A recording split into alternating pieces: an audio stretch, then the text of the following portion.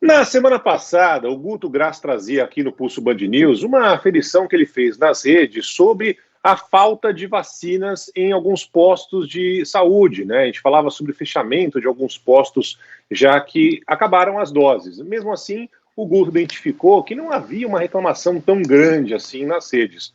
Hoje o Guto traz para a gente mais detalhes sobre o que ele está pesquisando relacionado à vacina, que sem dúvida nenhuma os cientistas, né, os médicos dizem que serão fundamentais para essa virada de página da pandemia do coronavírus. Bom dia, Guto.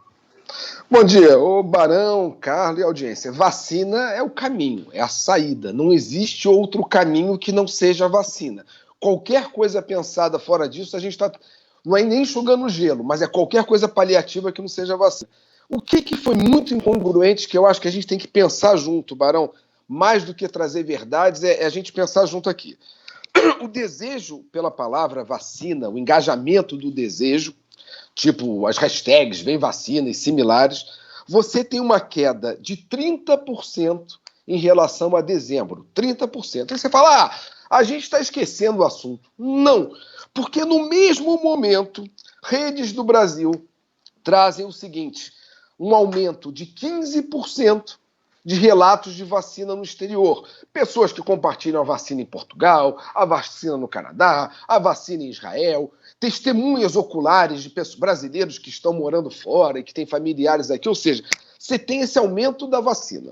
Você tem o aumento, Barão, de 5%, isso não é pouca coisa, de dezembro para cá, sobre estudos de vacina. Ou seja, é o homem comum compartilhando estudos de vacina. Ou seja, você cresce todo esse volume e o engajamento por cobrar vacina cai.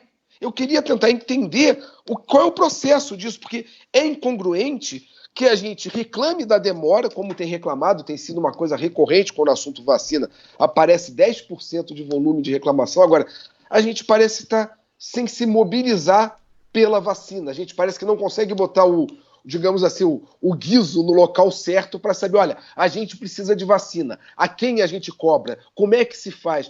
Parece que a população se desanimou com algo que é a única saída, Barão, Carlos e audiência, ou seja, vamos pensar junto no que aconteceu.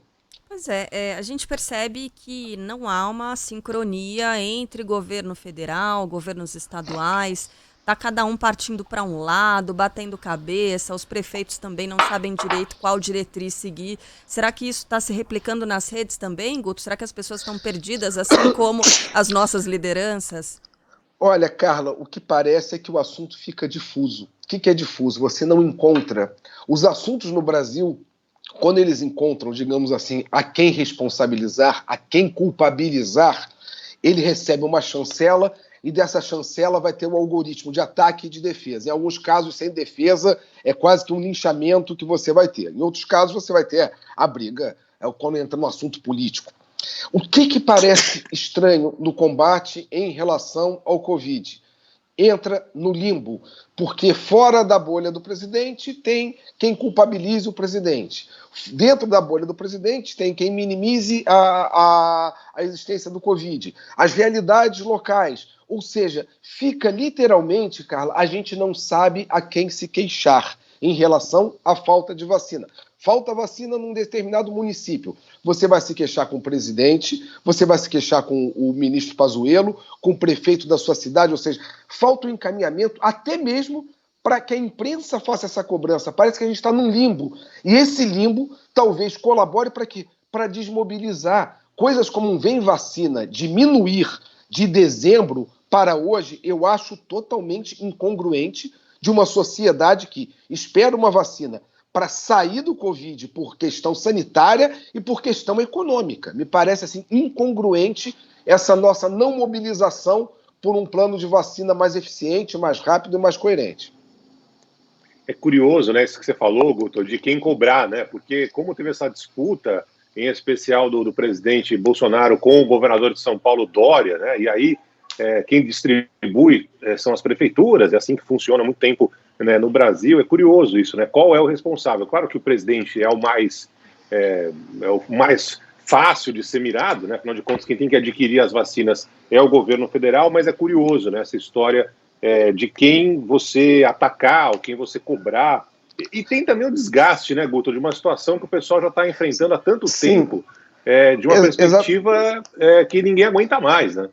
Mas exatamente, mas quando você junta esse desgaste, Barão, e essa falta de saber a quem você vai cobrar, você gera o quê? Essa desmobilização. É fato, é muito claro que a sociedade começou a quase que conviver com o que não dá para a gente admitir. Ou seja, a gente tem uma certa leniência da sociedade com vários momentos, seja com violência, seja com mau atendimento de saúde pública, e agora a gente começou a aceitar que não exista uma efetividade de uma cobertura vacinal, como o Brasil sempre fez. Porque está faltando vacina, porque faltou insumo. O que aí eu vou dizer assim, o que deveria voltar a ser é no estilo muito simples. Não me importa que o pato é macho. A população quer o ovo, aliás, quer o omelete, precisa da vacina. Não adianta a gente tentar espancar que faltou o insumo, faltou a logística, faltou a distribuição. O que está faltando é vacina. Talvez falte fazer matéria que procure um corte em todos os poderes para a gente poder chegar na conclusão de quem cobrar isso para que a sociedade volte a se mobilizar por vacina. Repito, você ter uma diminuição da mobilização por vacina, Barão, Carlos e ouvintes, eu acho profundamente triste. Isso não envolve política, não envolve algoritmo de lado A ou de lado B. Envolve uma sociedade que está tendo uma leniência com algo que a gente não deveria ter. Pessoas estão morrendo. Nossa média móvel de mortes continua alta. A gente tem a única saída, que é a vacina. A gente não está cobrando isso, Barão. Para mim é para lá de estranho. Demais. Guto, vamos falar de um outro assunto? Sim. Ou acabou a entrevista? Flávio Bolsonaro. Não, imagina, por favor. Vamos lá. É só para usar a fala do presidente piadinha, de ontem. Piadinha, Guto. Primeira piada coisa, da gente, Carla. pelo amor, vamos lá, eu sei, mas vamos falar com nossos queridos ouvintes, assim, eu me desespero, porque quando eu falo alguma coisa e elogio o comportamento do Bolsonaro, ouvintes fiéis da rádio, lá vem esse bolsominion disfarçado. Quando eu critico ou desço a lenha do Bolsonaro, esse comunista escondido. Não, gente, por favor, não é em cima do muro, mas a minha obrigação, como eu falo mais de uma vez aqui, o que eu tenho de menos interessante para entregar é a minha opinião. Opinião, todo mundo tem a sua. O que eu procuro é trazer a opinião de vocês. Então, dependendo do comportamento de vocês, a gente vai estar falando. Então, eu consigo manter, não é uma isenção do isentão bobo, não, é que é a obrigação de estar olhando isso e não deixar viés confirmatório. Então, antes que alguém venha falar, lá vem esse cara falar de novo do Bolsonaro, por que se fala de Bolsonaro? A gente tem um presidente que tem um comportamento de digital influencer. Ponto. Ele faz essa repercussão, ele move rede, e a gente tem que entender dessa forma. Se a gente fala de rede, não falar dele, a gente às vezes estaria sendo o quê? Estaria sendo pueril ou impreciso. Mas o que chama a atenção? A gente falou de desmobilização. E, Carla, antes da gente entrar no nosso papo, você falava do deputado que lá na Lespe, que foi atrás da deputada e não deu uma encoxada, mas tudo bem, ele disse que não deu. A câmera eu vejo outra coisa. O que você tem? Quando você começa a botar os assuntos, às vezes, em suspenso, eles vão diminuindo. Eles vão diminuindo. E o que vai? Você vai oferecendo novos problemas. Exemplo, o que a gente tem para falar aqui? Flávio Bolsonaro. Essa semana, por decisão judicial, ele teve, digamos assim, o que a base de oposição diria que fez uma pizza. A base de situação diria que teve uma sensação de justiça. Porém, eu quero dividir o peso dos assuntos.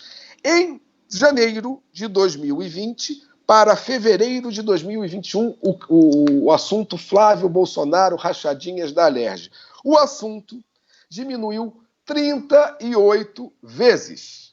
38 vezes o assunto. Em um ano, foi se oferecendo, você que era de oposição do Bolsonaro, em vez de falar do assunto do Flávio, você foi falar do leite moça, foi falar que o presidente não usou máscara, que o presidente é feio, bobo, chato, e nesse momento, o assunto que era o filho do presidente envolvido com uma questão na Alerj do Rio de Janeiro, simplesmente o assunto tem uma diminuição de 38 vezes menor hoje, em fevereiro de 2021, para 2020. Se foi uma coisa estudada, se foi respeitando o algoritmo, se foi deixando apanhar para o assunto sumir, eu não sei qual foi a razão. O fato é que o assunto murchou e hoje 38 vezes menor do que foi em janeiro de 2020. Carla, Barão e audiência, para a gente pensar um pouco isso, como é que a gente às vezes é seletivo e esquece determinados assuntos e eles vão literalmente sumindo da pauta.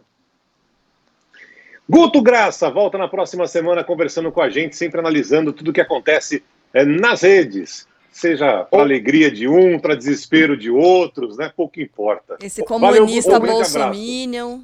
Ou em qualquer edição extraordinária, mas tentando garantir sempre uma isenção. Beijo para todos, no coração estamos aí. Tchau, tchau. O pessoal tá te chamando de Valeu. comuna minion, viu, Guto? Boa. É um bom termo.